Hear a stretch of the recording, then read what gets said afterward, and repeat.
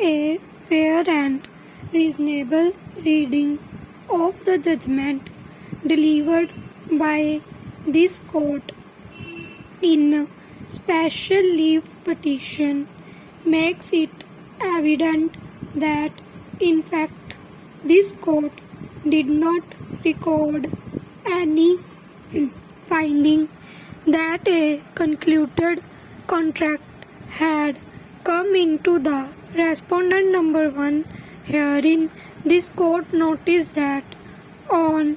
the offer made by the applicant was accepted by the respondent number 1 hearing and the same was communicated to the applicant incorporating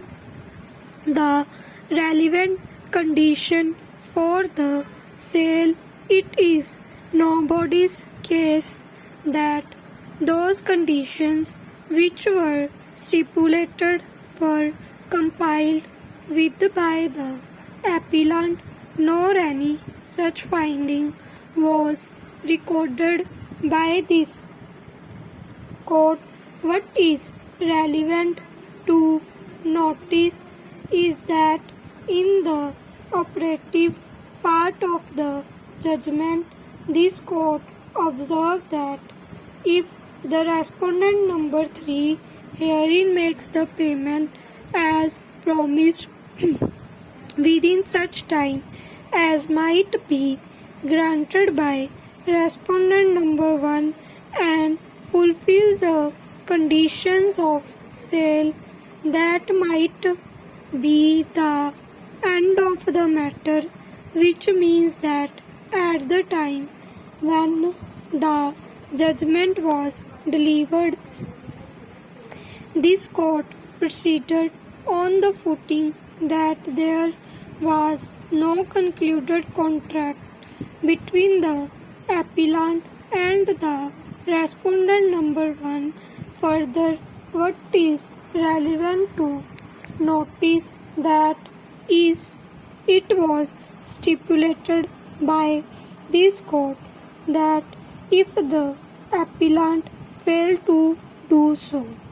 it was always open to the respondent number 1 to take necessary steps to safeguard the interests, which included inter alia the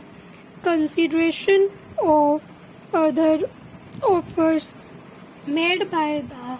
other parties. Such weighty observations would not have been made by this court if this court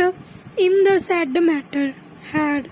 come to the conclusion that there was a concluded contract of sale between the applicant and the respondent number 1. As this court come to the conclusion that there was no concluded contract of sale of the mortgaged property in favor the applicant of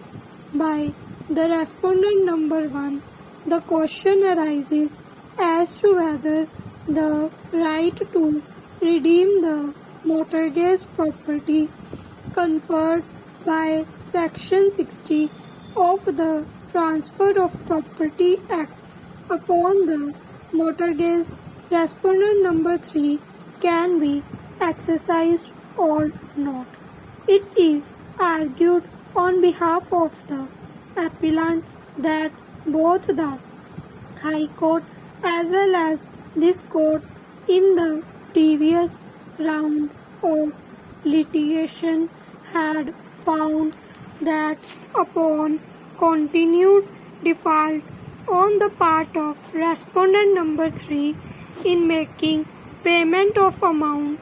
of loan, its properties mortgaged with respondent number 1 attached and possession thereof was taken over legally in an action under section of the State Financial Corporation. Next para. The learned counsel for the appellant contended that the respondent number 3 had never sought to exercise its right to redeem the mortgaged property before action under section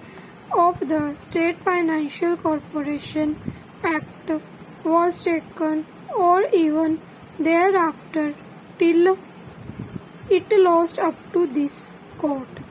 When special leave petition was dismissed and therefore the exercise of right to redeem which stood extinguished was not only malified but also to defeat the judgment of this court.